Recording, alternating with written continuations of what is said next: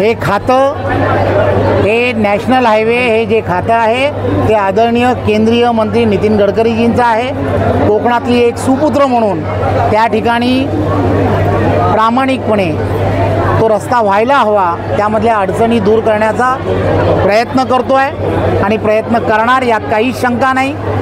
आणि एक गोष्ट लक्षात घेतली पाहिजे, ज्यांनी या संदर्भात सांगितलं, सार्वजनिक बांधकाम म्हणून त्यांच्या मुलाच्या भागांमध्ये आदरणीय मुख्यमंत्री एकनाथराव शिंदेजी, आदरणीय देवेंद्रजी आणि अजितदादा या तिघांच्या सरकारच्या माध्यमातून हजारो कोटी रुपये हे त्यांच्या विकास कामासाठी दिलेत, हे ते विसरतायत।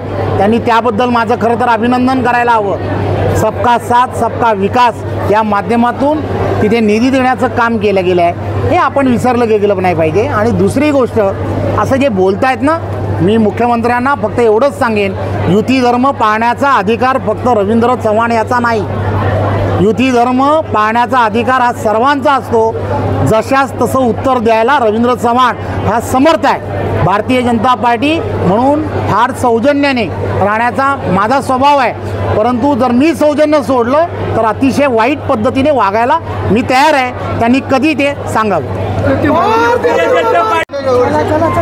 कित्येक वर्ष उद्धव ठाकरेजींच्या नेतृत्वात मंत्री होते, काय केलं? कधी कोणतं काम केलं आहे? एक काम करून दाखवलं असं दाखवा ना। एक काम केलं आहे, मी हे काम केलं आहे 35-40 वर्षामध्ये। काय केलंय? काहीच कोकणासाठी केलं नाही। आणि मोठमोठ्या हुशाऱ्या करत असाल तर चालणार नाही। ते उद्धवजी होते, त्यांनी त्यांना फार महत्त्व दिलं, आता कोण महत्त्व देणारे राहिले नाहीत, विसरून जा आता ते सगळं।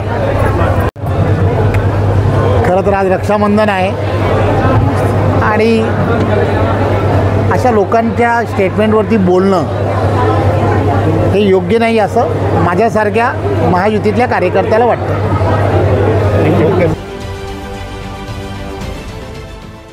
देश विदेशातील प्रत्येक घडामोडींचे लाईव्ह अपडेट मिळवण्यासाठी आता साम टीव्हीच्या सर्व सोशल मीडिया प्लॅटफॉर्मला लाईक, फॉलो आणि सबस्क्राईब करा।